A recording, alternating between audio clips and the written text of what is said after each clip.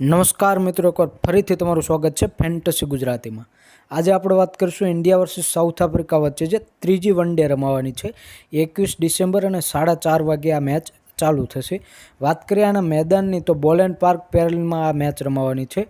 અને ગ્રાઉન્ડ સ્ટેટની જો વાત કરીએ તો ટોટલ આ ગ્રાઉન્ડ પર 14 મેચ રમાડેલ છે. બેટિંગ ફર્સ્ટ 8 જીતેલ છે અને બેટિંગ સેકન્ડ 5 મેચ જીતેલ છે. એવરેજ સ્કોર ફર્સ્ટ બેટિંગની જો વાત કરીએ તો 266 રન છે અને હાઈએસ્ટ સ્કોરની વાત કરીએ તો સાઉથ આફ્રિકાનો 353 રનમાં 6 વિકેટ છે. સ્કોરિંગ પેટર્ન તમે જોઈ શકો છો. વાત કરીએ ગ્રાઉન્ડ સ્ટેટની કે આ ગ્રાઉન્ડ પર છેલ્લી જે 4 મેચ રમાણી એમાં કેટલો સ્કોર થયો હતો અને કયા બોલરને કેટલી વિકેટ મળી હતી.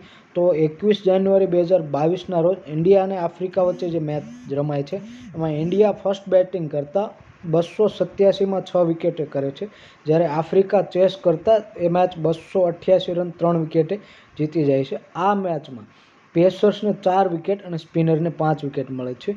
એની પહેલાં 19 જાન્યુઆરી 2022ના રોજ જે આ ગ્રાઉન્ડ પર મેચ રમાણી આફ્રિકા ફર્સ્ટ બેટિંગ કરતાં 296 રન 4 વિકેટે કરે છે, જ્યારે ઇન્ડિયા ચેસ કરતાં 265 રનમાં 8 વિકેટ ગુમાવે છે. એમાં પણ પેસર્સને 6 વિકેટ અને સ્પિનરને 5 વિકેટ મળેલ છે. 29 ફેબ્રુઆરી 2020ના રોજ જે સાઉથ આફ્રિકા અને ઓસ્ટ્રેલિયા વચ્ચે મેચ રમાણી આફ્રિકા ફર્સ્ટ બેટિંગ કરતાં 291 રનમાં 7 વિકેટે કરે છે, જ્યારે ઓસ્ટ્રેલિયા 217 રનમાં ઓલ આઉટ થઈ જાય છે. આમાં પેસર્સને 12 વિકેટ અને સ્પિનરને 3 વિકેટ મળેલ છે. 6 ઓક્ટોબર 2018ના રોજ જે ઝિમ્બાબ્વે અને આફ્રિકા વચ્ચે જે મેચ રમાય છે એમાં ઝિમ્બાબ્વે ફર્સ્ટ બેટિંગ કરતાં 228 રનમાં ઓલ આઉટ થઈ જાય છે, જ્યારે આફ્રિકા 231 રન 6 વિકેટે કરે છે. એમાં પેસર્સને 12 વિકેટ અને સ્પિનરને 3 વિકેટ મળે છે. મતલબ પેસર્સ અને સ્પિનર બંનેને એવરેજ વિકેટ મળતી હોય છે. છેલ્લી 1-2 મેચ જોઈએ તો સ્પિનરને પણ સારી એવી વિકેટ મળે છે. મતલબ પેસર્સ અને સ્પિનર બંને તમારી ટીમમાં જોઈએ. પછી ફાઇનલ જે પિચ રિપોર્ટ આવે છે, પિચના ફોટા આવ્યા પછી નક્કી થશે કે ભાઈ પિચ હાર્ડ છે કે કેવી છે, બરાબર, એના ઉપર ટીમ બનાવીશું. વાત કરીએ ઇન્ડિયન ટીમ પોસિબલ પ્લેઇંગ 11ની તો ઋતુરાજ ગાયકવાડ સાથે સાઈ સુદર્શન ઓપન કરશે. તિલક વર્મા, કેએલ રાહુલ, સંજુ સેમસન, રિંકુ સિંહ, અક્ષર પટેલ, અર્શદીપ સિંહ, આવેશ ખાન, કુલદીપ યાદવ અને મુકેશ કુમાર આ જે છે એ ઇન્ડિયન ટીમ પોસિબલ પ્લેઇંગ 11 હોઈ શકે છે. બોલિંગ ઇન્ફોર્મેશનની વાત કરીએ તો મુકેશ કુમાર, અર્શદીપ સિંહ, આવેશ ખાન, કુલદીપ અને અક્ષર પટેલ આ જે છે એ ફૂલ ઓવર કરશે.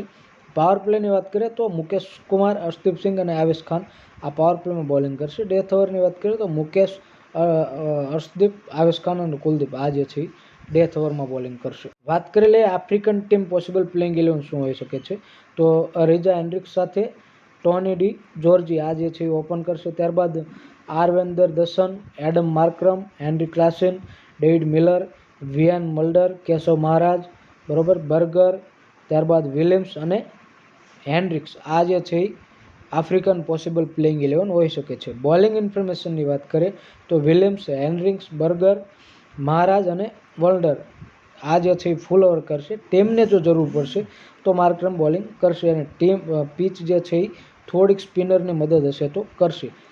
અને પાવર પ્લેની વાત કરીએ તો બર્ગર, વિલિયમ્સ અને હેન્ડ્રિક્સ આ જે છે પાવર પ્લેમાં બોલિંગ કરશે.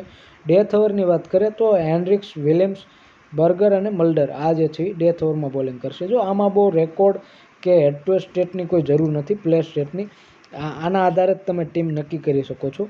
બીજી વાત, આ રેકોર્ડ અને સ્ટેટ આધારિત તમે ટીમ બનાવી શકો છો. છતાં પણ ટીમ બનાવવામાં કોઈ પ્રોબ્લેમ આવે તો નીચે ડિસ્ક્રિપ્શનમાં લિંક આપેલી છે, અમારા ટેલિગ્રામ ચેનલને જોઈન કરી લો. અમે જે ટીમથી રમીએ છીએ એ જ ટીમ તમને ત્યાં મળી જશે. તમે ટીમ કોપી કરીને ડ્રીમ 11 રમી શકો છો. અને વિડીયો પસંદ આવ્યો હોય તો ખાસ એક વિડીયોને લાઇક કરી ચેનલને સબસ્ક્રાઈબ કરી લો અને બેલ આઇકન પ્રેસ કરી દો, જેથી નવા નોટિફિકેશન તમને મળતા રહે. અને તમારા જેટલા મિત્રો ગુજરાતી મિત્રો ડ્રીમ 11 રમતા હોય તમામને આ વિડીયોની લિંક મોકલી દો. અને બીજી વાત, આ મેચમાં સાઈ સુદર્શન કેટલા રન કરશે બધા મિત્રો કોમેન્ટ બોક્સમાં કોમેન્ટ કરીને જણાવો. સાઈ સુદર્શન કેટલા રન કરશે. મળીએ હવે આગલા વિડીયોમાં, ત્યાં સુધી જય હિન્દ, વંદે માતરમ.